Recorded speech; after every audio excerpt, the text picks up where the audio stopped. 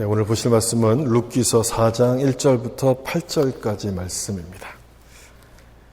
우리 다 같이 일어나셔서 화면에 나오는 말씀 우리 한 절씩 교독하도록 하겠습니다. 보아스가 성문으로 올라가서 거기 앉아 있더니 마침 보아스가 말하던 기업 물을 자가 지나가는지라 보아스가 그에게 이르되 아무개여 이리로 와서 앉으라 하니 그가 와서 앉으매 성읍장로 10명을 청하여 이르되 당신들은 여기 앉으라 하니 그들이 앉으매 보아스가 그 기업 물을 자에게 이르되 모압 지방에서 돌아온 나오미가 우리 형제 엘리멜렉의 소유지를 팔려 함으로 이 앉은 이들과 내 백성의 장로들 앞에서 그것을 사라고 내게 말하여 알게 하려 한다노라. 만일 내가 물으려면 물으려니와 만일 내가 물으지 아니하려거든 내게 구하여 알게 하라. 내 다음은 나요 그 외에는 물을 자가 없느니라 하니 그가 이르되 내가 물으리라 하는지라. 보아스가 이르되 내가 나오미의 손에서 그 밭을 사는 날에 곧 죽은 자의 아내 모압 여인 루색에서 사서 그 죽은 자의 기업을 그의 이름으로 세워야 할지니라 하니 물자가 이르되 나는 내 기업에 손해가 있을까 하여 나를 위하여 물으지 못하노니 내가 물을 것을 내가 물으라. 나는 물으지 못하겠노라 하는지라. 옛적 이스라엘 중에는 모든 것을 물으거나 교환하는 일을 확정하기 위하여 사람이 그의 신을 벗어 그 이웃에게 주더니 이것이 이스라엘 중에 증명하는 전례가 된지라. 이에 그 기업 물을 자가 보아스에게 이르되 내가 너를 위하여 사라 하고 그의 신을 벗는지라. 아멘. 말씀에 은혜 받으세요. 인사하면서 앉겠습니다. 말씀에 은혜 받으세요. 아멘. 기업 물을 자라는 제목으로 말씀을 나누겠습니다. 룻기는 4장으로 이루어져 있는데 이렇게 정리를 할 수 있을 것 같아요. 1장은 절망입니다. 살기 위해서 모압으로 이주했던 이 나오미 가정에 죽음이 닥치죠. 남편이 죽고 그다음에 아들들이 죽습니다. 그러면 절망적인 상황을 맞이하게 돼요. 그래서 2장에 다시 베들레헴으로 돌아가게 되는데 거기서 이제 보아스를 만나게 되면서 소망을 품게 돼요. 2장은 소망이라고 볼 수 있어요.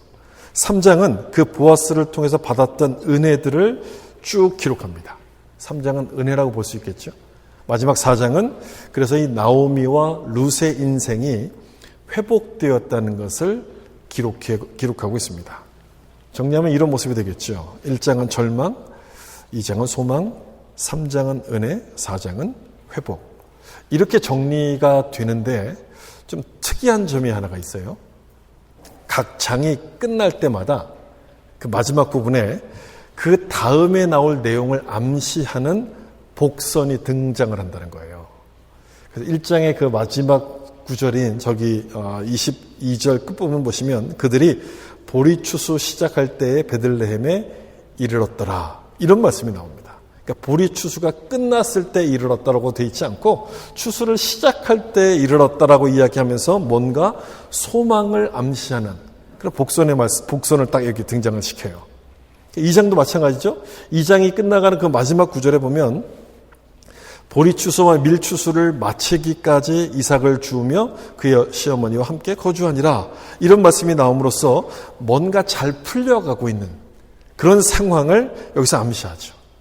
그러면서 3장에 딱 들어가면 지난주에 본 것처럼 룻이 보아스를 찾아가서 기업 물을 자가 될 것을 요청하는 장면으로 연결이 되죠.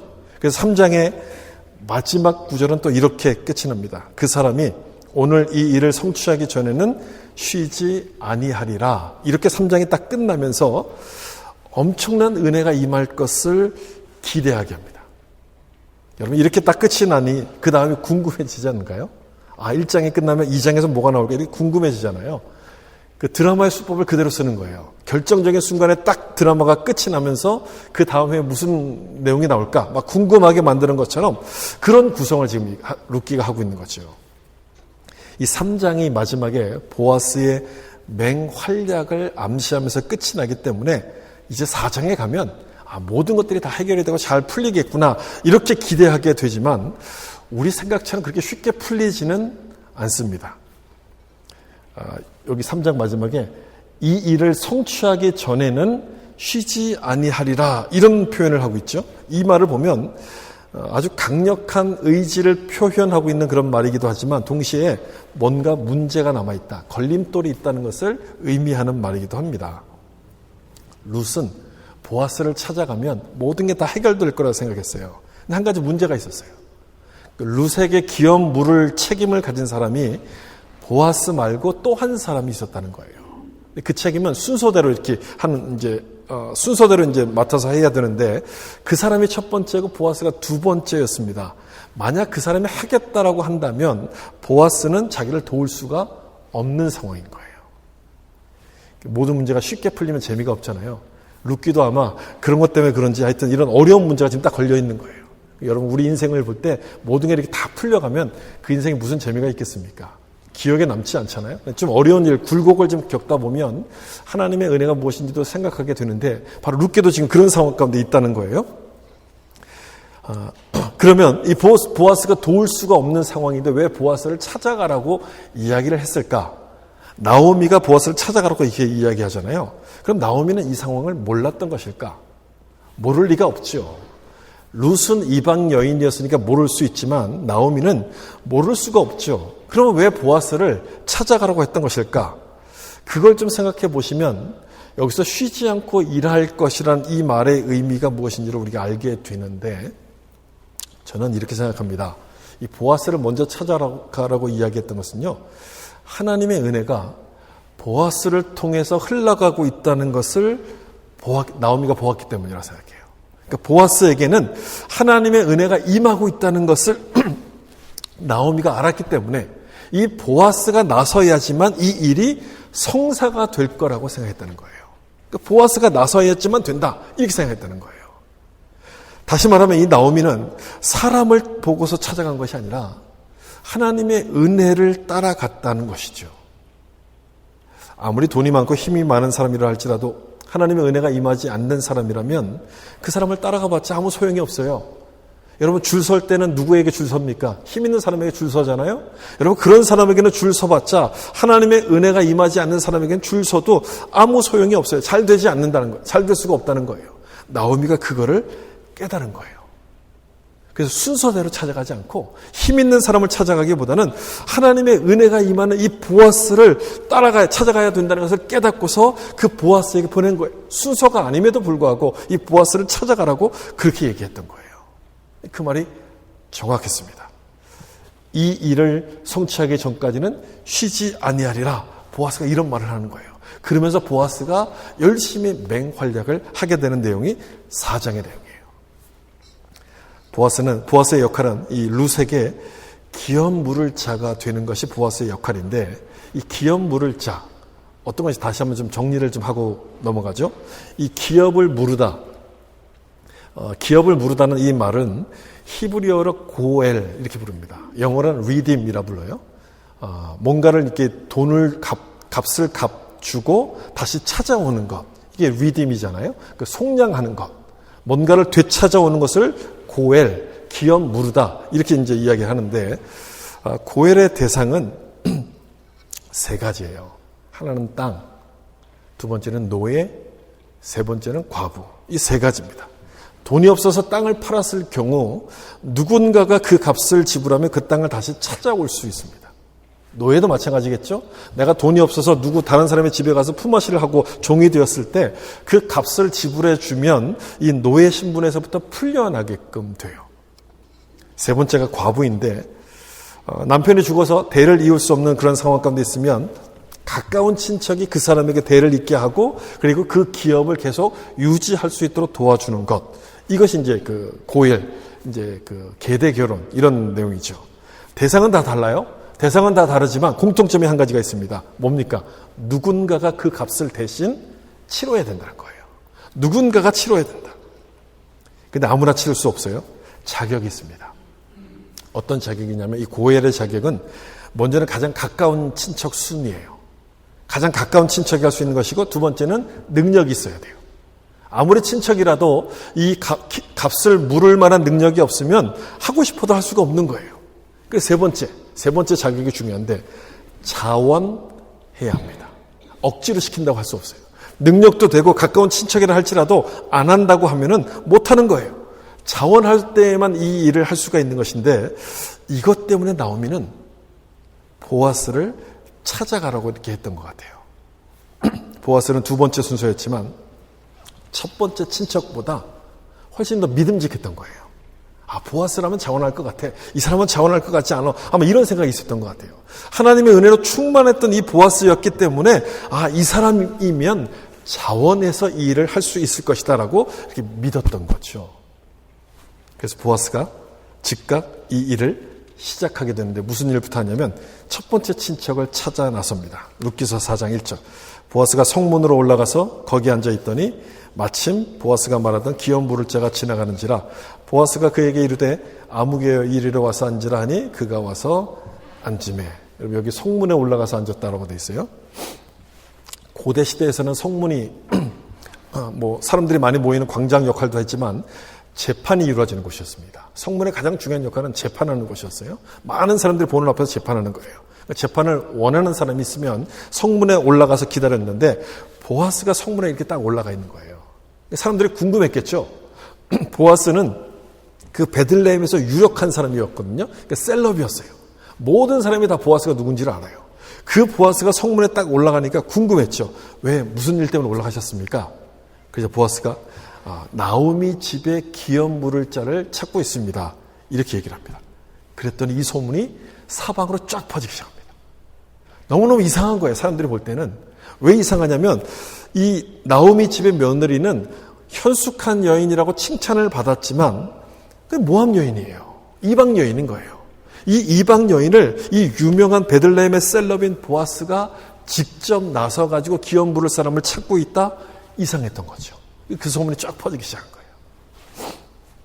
그런데 여러분 1절에 아주 익숙한 단어가 하나가 나와요. 여기 보시면 올라가 앉아있더니 마침 보아스가 말하던 기업 물을 자가 지나간다. 이렇게 되어 있어요. 마침이라는 단어가 나오죠. 언제 봤던 기억 나지 않습니까? 룻이 이삭 줍기를 하러 갔던 그 밭이 보아스의 밭이었고 그 시간에 마침 보아스가 거기에 있더라. 이렇게 말씀이 나와요. 마침이라는 단어가 거기 나와요. 거기. 하나님께서 제가 그때 설명할 때 하나님께서 뭔가를 보여주시려고 할 때 이 마침이라는 단어 쓴다고 설명드렸어요. 왜 힘내. 그런데 보라. 이런 뜻이거든요. 왜 힘내. 이 단어를 딱 씀으로써 하나님께서 뭔가를 보여주시고 싶어 하신다는 것을 나타낸다고 말씀드렸는데 여기 또 나오는 거예요. 이 이야기는 뭐냐면 보아스가 지금 하려고 하는 그 일이 하나님의 뜻에 딱 맞는 일이다 라고 확인을 해 주셨다는 거죠. 그때 기업 물을 자가 딱 지나가는 걸 보고 성문으로 올라와라 이렇게 딱 불러요. 이렇게 부르는데 그 사람을 뭐라고 부르는지를 좀 보세요. 기업 물을 자가 지나가는지라 보아스가 그에게 이르되 아무개여 이리로 와서 앉으라 이렇게 부릅니다. 아무개여 이렇게 불러요. 아무개. 보아스에게도 친척이죠. 친척인데 친척의 이름을 모를 리가 없잖아요. 근데 아무개여 이렇게 불러요. 왜 그런지는 제가 뒤에서 좀 나중에 설명을 드리기로 하고 이 사람을 불렀고 그 다음에 장로 10명을 같이 불러다가 증인으로 딱 앉히고 이 일을 지금 해결하려고 지금 준비를 합니다. 4절, 그 다음 나와 4절 보시면 내가 여기 앉은 이들과 내 백성의 장로들 앞에서 그것을 사라고 내게 말하여 알게 하려 하였노라. 만일 너가 물으려면 물으려니와 만일 너가 물으지 아니하려거든 내게 구하여 알게 하라. 내 다음은 나요 그 외에는 물을 자가 없느니라 하니 그가 이르되 내가 물으리라 하는지라. 아마 이 사람은 지금 그런 일이 있는 것, 그런 일이 필요하다는 것도 몰랐던 것 같아요. 기업을 물어야 되는 상황이라는 것도 몰랐던 것 같아요. 근데 보아스가 지금 설명을 해주는 거예요. 나오미 집에 기업 물어야 될 일이 생겼는데 순서상 당신이 첫 번째, 그 다음에 납니다. 그 책임을 감당할 겁니까? 라고 지금 묻는 거예요. 그랬더니 자기가 하겠다. 자기가 그 책임을 감당하겠다고 이야기를 딱 하는 거예요. 근데 지금 이 상황이 어떤 상황인지도 모르던 사람이 지금 이 얘기를 딱 하니까 자기가 하겠다고 얘기를 하는 거잖아요. 그러니까 한 번 더 확인을 해봐야 될 필요가 있는 것이죠. 진짜인지 아닌지. 그래서 그 사람의 말이 확실한지를 확인하기 위해서 다시 한번 물어요. 5절 보시면 보아스가 이르되 너가 나오미의 손에서 그 밭을 사는 날에 곧 죽은 자의 아내 모압 여인 룻에게서 사서 그 죽은 자의 기업을 그의 이름으로 세워야 할지니라 하니 한 번 더 이렇게 설명을 했더니 이 사람이 안 합니다 라고 입장을 바꿉니다. 입장을 바꿔요. 마음이 바뀐 거죠. 왜 마음이 바뀌었을까요? 처음에는 나오미의 밭을 사서 물러주는 줄로 알았어요. 그런데 나오미 밭이 아니고 며느리 룻의 밭이라고 이야기를 했기 때문인 거예요. 나오미는 이미 나이가 많은 사람이에요. 그래서 나오미와 같이 있어도 아이를 낳을 수가 없는 사람이잖아요. 따라서 나오미에게 밭을 사서 다시 돌려주면 이 사람이 죽으면 그 밭이 누구께 돼요? 자기께 되는 거예요. 자기께. 그런 계산이었던 거예요. 그런 계산. 그런데 이 며느리가 있다는 얘기를 지금 이제 처음 들은 거예요. 며느리가 있다고 하니까 몰랐었는데 그 말을 들으니까 이 모든 걸 포기해버린 거죠. 룻이 있으면 이 밭이 내 밭이 될 수가 없는 거잖아요. 룻은 젊은 여자였기 때문에 이 룻과 같이 결혼해서 애를 낳으면 그 아이의 밭이 되기 때문에 자기에게는 손해인 거예요. 따라서 이 아무개 씨는 믿지는 장사는 안 해 하면서 포기하고 말죠. 4장 6절 그 기업 물을 자가 이르되 나는 내 기업에 손해가 있을까 하여 나를 위하여 무르지 못하노라. 내가 물을 것을 너가 물으라. 나는 무르지 못하겠노라 하는지라. 포기하고 말아요. 자기는 안 하겠다. 포기합니다. 여러분 포기하는 이유가 뭡니까? 포기하는 이유. 나에게 손해가 있을까 봐 포기를 하겠다. 이 얘기예요. 이건 나에게 이익이 되지 않는 일이니까 포기하겠다. 이렇게 얘기를 하는 거예요. 여러분 나오미가 사람 볼 줄 아는 눈이 있는 것 같지 않습니까? 왜 보아스를 처음부터 찾아갔는지 여러분 이해가 되죠? 첫 번째 기업 물을 사람이 이런 사람이었으니 보아스를 먼저 찾아갔던 것인데 여러분 이 사람이 하는 말을 딱 들어보면 이 사람이 어떤 사람인가 하는 것이 딱 파악이 되지 않습니까? 이 사람은 어떤 사람입니까 여러분? 이 사람에게 중요한 건 뭡니까? 돈이 중요해요. 돈. 이 사람은 모든 것을 돈이 되냐 안 되냐 이게 나에게 이익이 되냐 이익이 되지 않느냐를 판단하는 사람이었다는 거예요. 모든 걸 다 그 기준, 이 사람의 판단 기준은 전부 다 돈이었어요. 근데 하나만 알고 둘은 모르는 사람이었던 거죠. 이 사람이 손해라고 거절했던 이 일이 나중에는요 돈으로도 살 수 없는 아주 영광스러운 일이 됩니다. 아주 영광스러운 일이 돼요.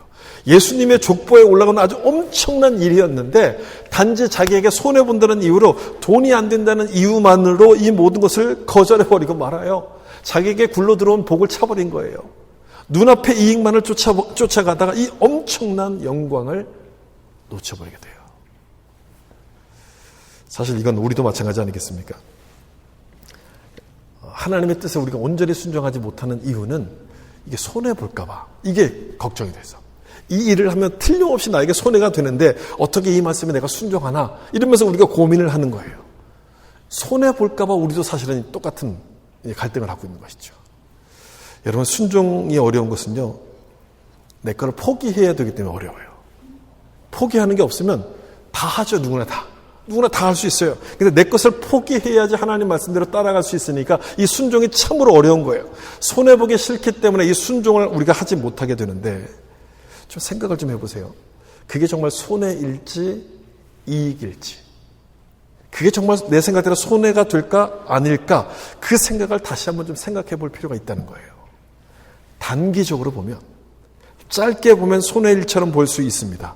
그래서 좀 더 크게 보면 멀리 보면 큰 그림에서 보면 이보다 더 큰 축복은 없는 거예요. 하나님 말씀 앞에 순종하는 것 이것보다 더 큰 축복은 없는 거예요. 왜 그런가 보세요. 이 사람이 거절하잖아요. 기업 물을 책임을 거절했던 이 아무개 씨는요. 이 거절로 말미암아 3가지 기회를 잃어버립니다. 첫 번째, 룻의 아내가 될 기회를 잃어버려요. 그게 왜 이렇게 큰 좋은 거냐? 룻의 아내가 됨으로 말미암아 예수님 메시아의 족보에 올라갈 수 있는 기회가 연결이 되거든요. 두 번째, 메시아의 족보에 올라갈 기회를 잃어버려요. 그래서 결국 3번째로 이어지는데 이스라엘의 역사를 만들어 가시는 이 하나님의 섭리 가운데 동참할 수 있는 기회를 날려버리는 거예요. 뭐 때문에? 돈 때문에. 눈앞에 있는 그 자그마한 이익 때문에 돈이 눈을 가리니 영적인 축복이 보이지 않아서 이 어리석은 결정을 내리고 있는 겁니다. 그랬더니 이 기회가 누구에게로 넘어가요? 보아스에게 넘어가요. 보아스는요. 자기에게 주어진 기회가 아니었음에도 불구하고 이 일에 열심을 냈어요. 이 일에 순종을 합니다. 왜 그랬을까요, 여러분?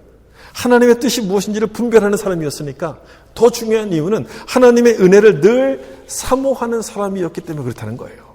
하나님이 원하시는 일이라면 자기의 모든 것을 포기하더라도 희생해서라도 그 일에 순종하겠다는 마음을 가졌던 사람이 보아스였다는 거예요. 그래서 이 일에 순종해요.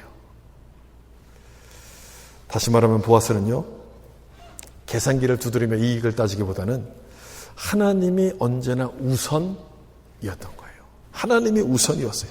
하나님이 맡기신 일이라면 내 것을 다 손해본다 할지라도 내가 책임지겠다, 끝까지 하겠다, 순종하겠다, 이런 태도를 가졌었다는 거죠. 이 3장에 나오는 말씀인데요.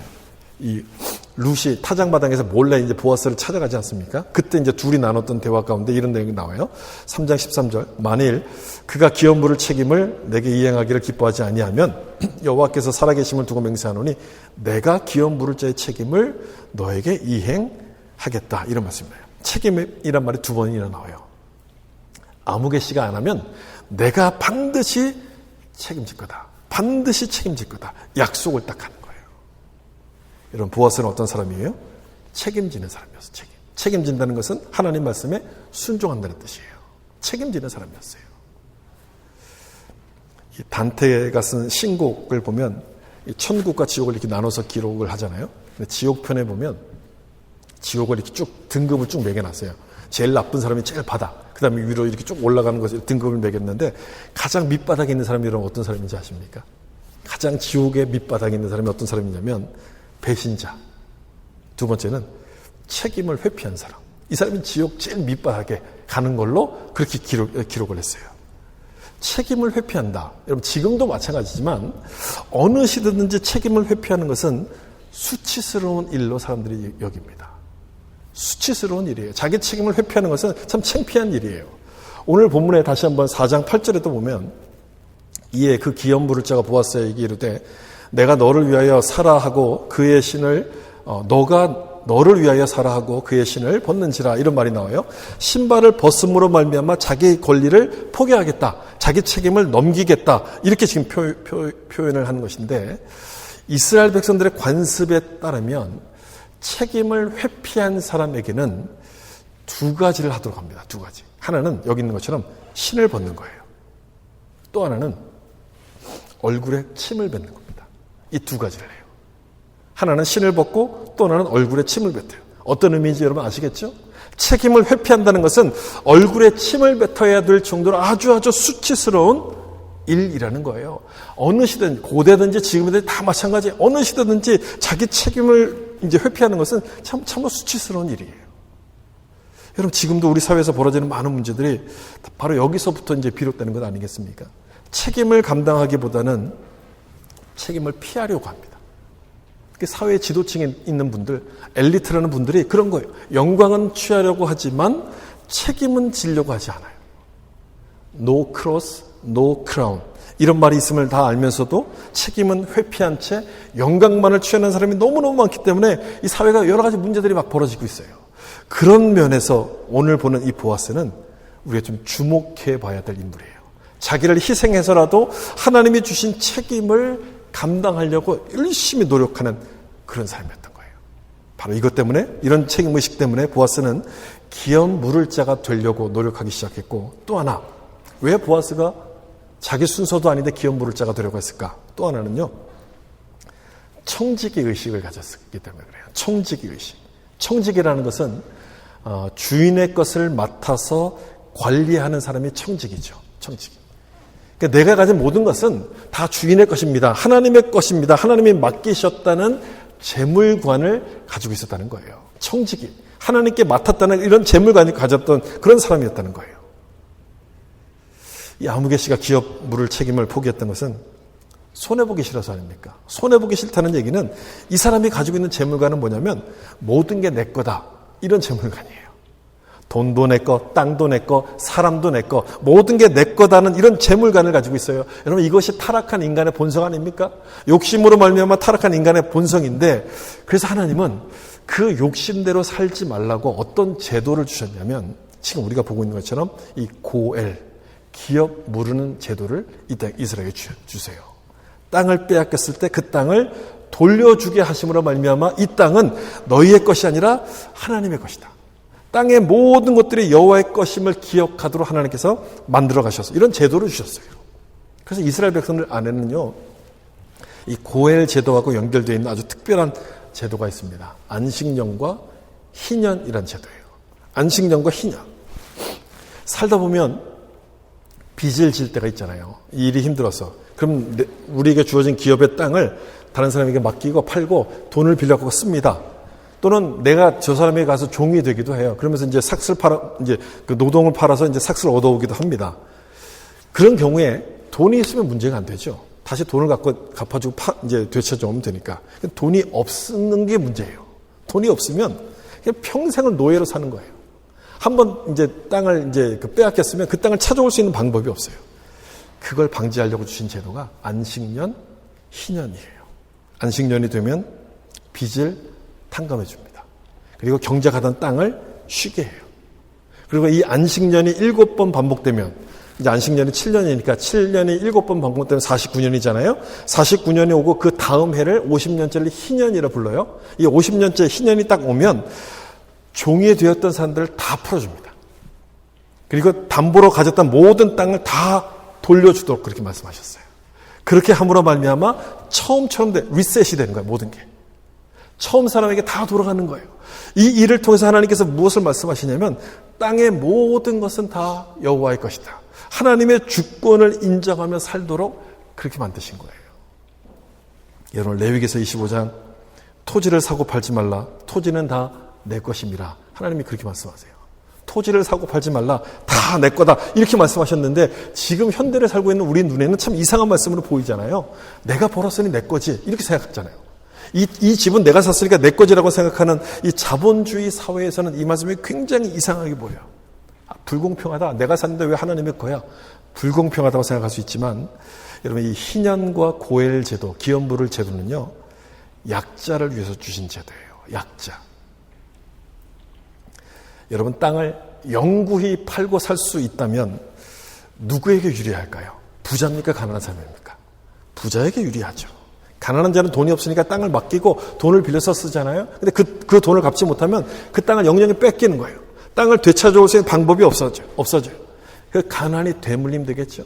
반대로 부자는 부의 대물림이 이루어지면서 이 사회는 지배와 피지배의 계급 사회로 전락하게 돼요. 하나님은 그걸 막고 싶으셨어요. 하나님은 그걸 막고자 희년과 고엘이라는 제도, 세상에 없는 이런 제도를 주셔서 하나님의 백성은 세상과 다르게 살아야 된다고 말씀하셨던 거예요. 부자들 눈에는 불합리해 보일 수 있지만 가난한 사람들에게는요, 이것보다 더 좋은 제도가 없는 거예요. 이것보다 더 좋은 축복이 없는 거예요. 가만 생각해 보면 이스라엘 백성들 안에 부자가 있잖아요. 근데 이 사람들도 처음에는 부자가 아니었던 거예요. 여러분, 이스라엘 백성들이 어떻게 시작합니까? 어떻게 나라를 세웁니까? 하나님의 은혜로 말미암아 나라를 세우지 않습니까? 자기 힘으로, 자기 능력으로 이 땅을 차지한 게 아니잖아요. 하나님의 은혜로 말미암아 가나안에서 전쟁을 일으켜서 그 전쟁에서 이겨서 이 땅을 모든 걸 얻었어요. 그리고 12지파에게 공정하게 이 모든 땅들을 나눴어요. 하나님이 기업으로 주신 거예요. 자기들 힘으로 얻은 것이 아니고 자기 능력으로 얻은 땅이 아니라 하나님이 주셨기 때문에 내 거라고 주장할 수가 없는 거예요. 그걸 기억하라고 주신 제도가 바로 이 제도인데, 그럼 이 제도로 말미암아 하나님은 모든 사람이 자유를 누리면서 하나님의 축복을 누리는 사람이 되길 원하셨던 거예요. 이스라엘 백성들 안에는 이렇게 어렵고 힘들고 정말 남들의 종이 되면서 사는 그런 사람들이 없기를 하나님께서 원하셔서 이런 제도를 주셨다는 거예요.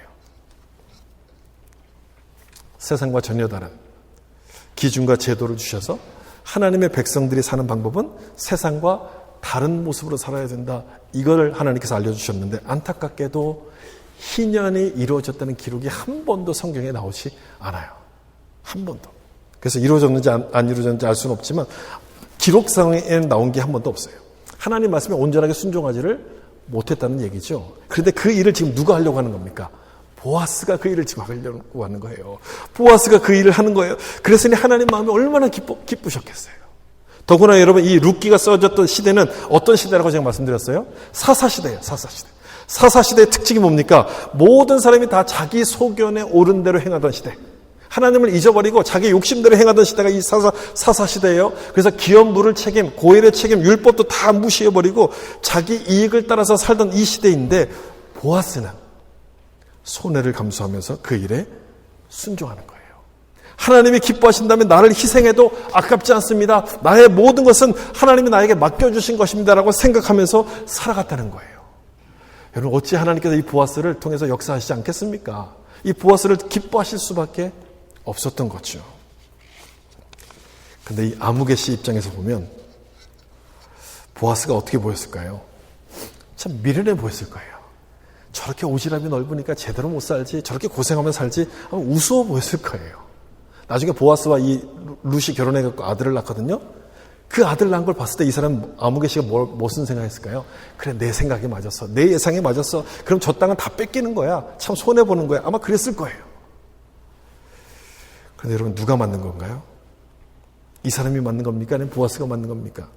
믿지는 장사는 안 한다. 자기 손해볼 것을 다 피해서 자기 이익을 챙겼던 이 아무개 씨 말이 맞는 얘기입니까? 아니에요. 이 사람 말이 맞지 않다는 것은요, 어떻게 기록하냐면 성경에서 이 사람의 이름을 아무개로 기록한다는 데서 나타나요. 아무개. 이름이 아무개가 아니잖아요. 이름이 없다는 게 아니고요. 이름을 남기기 싫다는 거예요. 이름조차 기억하고 싶지 않다. 이런 뜻인 거예요. 그래서 아무개 씨로 나와요. 여러분, 이 아무개 씨와 룻을 비교해 본다면 누구의 이름을 기록하는 것이 정상입니까? 이스라엘 백성이었던 이 아무개의 이름을 기록하는 게 정상이잖아요. 룻은 저주받았던 모압 여인이에요. 이방 여인이에요. 그런데 성경은요, 룻의 이름을 기록하면서 이 사람은 아무개 이렇게 나와요. 아무개. 기억할 필요가 없다는 것. 기억조차 하기 싫은 사람, 그런 뜻인 거예요. 누구에게 그렇다는 거예요? 하나님에게. 하나님이 주신 그 축복의 기회를 제 발로 차버렸기 때문에 하나님조차 기억하기 싫은 무명한 자가 되었다고 기록을 하고 있는 거예요. 하나님이 이 사람을 편애하신 걸까요? 그럼 보아스만을 특별하게 이뻐하신 걸까요? 여러분, 아니에요. 그런 게 아니고 자기 스스로 자기에게 주어진 기회를 거절하다가 이렇게 되어버려요. 그런데 이 사람이 거절했던 그 기회를 누가 붙잡아요? 보아스가 딱 붙잡아요. 여러분, 이 장면에서 떠오르는 말씀, 천국은 침노하는 자의 것이다. 그 말씀이 딱 떠오르잖아요. 보아스가 이 사람이 거절한 기회를 딱 붙잡아서 예수님의 족보에 오르는 그 영광을 보아스가 누리게 돼요. 우린 때로 하나님이 참 불공평하다고 생각할 때가 많은데 여러분, 그렇지 않아요. 하나님은요, 공평하십니다. 공평해요. 하나님은 공평하시기 때문에 누구에게나 이런 기회를 똑같이 주세요. 지금 주시지 않으면 나중에라도 주실 거예요. 누구에게나 기회를 똑같이 주시는데 누구는 그 기회를 붙잡고 누구는 그 기회를 거절합니다. 왜 그럴까요? 이유가 뭘까요? 그 기회를 거절하는 이유가 뭘까요? 손해볼까봐. 맞아요, 여러분. 하나님이 주시는 기회는요, 때로는 축복처럼 보이기도 하지만 때로는 손해처럼 보이기도 해요. 그럼에도 불구하고 나보다 하나님이 우선이고 하나님이 먼저라고 생각하는 사람이라면 그 손해를 감당할 수 있어요. 믿지는 장사 제가 한번 해보겠습니다. 이렇게 얘기하는 거예요. 지금은 손해처럼 보인다 할지라도 하나님이 나를 기억하시고 나를 칭찬해 주실 거라고 믿기 때문에 그 모든 손해보는 일에도 온전하게 순종을 하는 거예요. 모든 것이 하나님께 속한 것이고 그것을 나에게 맡겨주셨다는 청지기 정신을 가지고 있는 사람이라면 그렇게 하는 거예요. 그리고 그런 자를 주님은 마지막 날에 내가 너를 안다. 너가 그때 그렇게 수고했지. 내가 그 모든 것을 기억한다고 말씀해 주실 거예요. 여러분, 이런 사람이 성공한 사람 아니겠습니까? 어떤 사람이 성공한 사람입니까? 여러분의 기준에는 어떤 사람이 성공한 사람입니까? 세상에서 편히 살다가 큰 집에서 좋은 차에서 좋은 음식을 먹으면서 편히 살다가 마지막 날에 주님께서 난 널 모른다. 이렇게 말하는 사람일까요? 아니면 주님을 위해서 열심히 수고하면서 애쓰고 힘쓰다가 마지막 순간 손해보는 일, 그 모든 고생을 다 하다가 마지막 날에 주님께서 너 안다, 내가 너를 안다 이렇게 말씀하는 사람이 성공한 사람일까요? 어떤 사람이 성공한 사람입니까? 여러분, 이것이 우리의 목표가 되어야 돼요. 주님께 인정받고 주님께서 안다고 말씀하시는 그 사람, 이 모습이 바로 우리가 가진 목표, 우리가 가져야 될 목표가 되어야 되는 거예요. 세상에서 떵떵거리며 잘 사는 것에 여러분 목표를 두지 마세요. 저 사람보다 더 큰 더 좋은 집에 살아야지, 저 사람보다 더 좋은 직장에 가져야지. 여러분 그걸 목표로 두지 마시고요. 주님께 인정받는 자가 되는 것에 우리의 목표를 두셔야 돼요. 언제부턴가 우리의 기도 제목은 성공이 됐어요. 성공. 좀 더 많은 것을 갖는 거. 좀 더 높은 자리에 올라가는 거. 이것이 우리의 기도 제목이 됐고, 저 사람보다 내가 더 잘 사는 것이 우리의 최고 소원이 됐어요. 그런데 그러면 그것을 쫓아가면 우리도 본문에 나온 아무개씨처럼 될지도 모릅니다. 손익계산을 따져서 이익이 되는 일에만 순종하는 계산적인 사람이 될 수 있는데, 여러분 중요한 것은 뭐냐면 이런 사람을 주님께서는 모른다라고 말씀하신다는 거예요. 마태복음 7장 주의 이름으로 선지자 노릇을 하고 귀신을 쫓아냈을지라도 하나님의 뜻대로 하지 않으면 내가 너희를 도무지 알지 못한다. 그렇게 말씀해요. 도무지 알지 못한다. 이렇게 말씀하시는데, 그런 일이 우리 가운데 생긴다면 여러분 안 되는 것 아닙니까? 그러므로 오늘 본문의 보아스를 통해서 우리 가운데 말씀하시는 것은 우리가 그런 사람이 돼서는 안 된다는 거예요. 아무개씨처럼 돼서는 안 된다는 것이죠. 보아스처럼 돼야 된다는 것을 말씀하는 거예요. 세상은 몰라준다 할지라도 하나님이 알아주는 사람이 되라. 이걸 말씀하시는 거예요. 마지막으로 이 말씀만 보고 좀 말씀을 마치려고 하는데, 고린도후서 6장 8절 9절 제가 중간에만 좀 기록했는데요. 화면에 나오는 말씀을 같이 한번 읽어볼까요? 우리는 속이는 자 같으나 참되고 무명한 자 같으나 유명한 자요, 죽은 자 같으나 보라 우리가 살아있고. 복음을 전하다가 온갖 고생과 핍박을 받았던 사도 바울이 했던 고백이에요. 사도 바울의 고백. 그 고생을 하면서도 이런 말을 해요. 무명한 자 같으나 유명한 자요. 이런 뭔가 이렇게 울림이 있지 않습니까? 뭐 깊은 울림이 좀 생기지 않습니까? 세상에서 유명해지면 하나님께는 무명한 자가 되겠지만, 반대로 세상에서 무명하면 하나님께는 유명한 자, 하나님께 인정받는 사람이 될 수 있는 거예요. 삶의 기준을 세상에 두지 말고 하나님께 두고 살라는 뜻이에요. 내가 가진 모든 것이 주님께서 나에게 맡겨주셨다는 이 청지기 정신을 가진다면 그렇게 할 수 있는 거예요. 여러분 정말 그렇죠. 그렇게 할 수 있어요. 이스라엘 백성들이 은혜로 구원을 받은 것처럼 우리도 무엇으로 받았습니까? 우리도 은혜로 말미암아 구원을 받았어요. 나는 내 힘으로 내 죄를 해결할 수 없는 죄의 종이었고 욕심의 종이었어요. 그런 나를 예수님의 십자가 은혜로 구원해 주셔서 하나님 백성으로 삼아 주셨어요. 죄 속에서 죽을 수밖에 없는데 내가 치러야 될 죄값을 주님이 대신 치르셔서 용서해 주신 거예요. 대신 치르신 거예요. 그게 바로 기업, 물음, 고엘, 바로 이 모습이에요. 그렇다면 여러분 우리는 어떤 모습으로 살아야 됩니까? 어떤 모습으로 사는 게 맞습니까? 만약에 예수님께서 믿지는 양사 안에 이렇게 말씀하셨다면 우리는 이 자리에 앉아있지 못했을 거예요. 그런데 예수님께서 자원하셔서 스스로 원하셔서 나의 모든 죄값을 치러주셨기 때문에 우리가 하나님의 자녀라는 기업을 되찾은 거예요. 죄의 종이 되어서 빼앗겼던 그 기업, 하나님 자녀라는 기업을 예수님의 은혜로 말미암아 우리가 되찾도록 그렇게 만드신 거예요. 우리가 그런 은혜를 받았다면 우리 역시 그렇게 하는 것이 마땅한 거예요. 손익계산을 따져서 나에게 이익이 있는 일에만 순종하는 것보다는 이웃을 사랑하는 그 말씀, 이웃을 사랑하고 손해보려는 그 말씀에 우리는 온전히 순종할 수 있어야 돼요. 예수님께서 날 위해서 그렇게 하셨기 때문에 나도 다른 사람을 위해서 다른 사람의 기업물을 책임에 온전히 순종하며 감당하겠습니다라는 그 모습이 우리 안에도 있어야 된다는 거예요. 그럼에도 그렇게 하기 싫을 때가 있어요. 다른 사람은 다 그렇게 할 수 있는데 저 사람만큼은 안 돼요. 여러분 그럴 때가 있지 않습니까? 내가 이만큼 해줬는데 더 이상은 안 돼요. 이 정도면 충분해요. 여러분 그럴 때가 있지 않아요?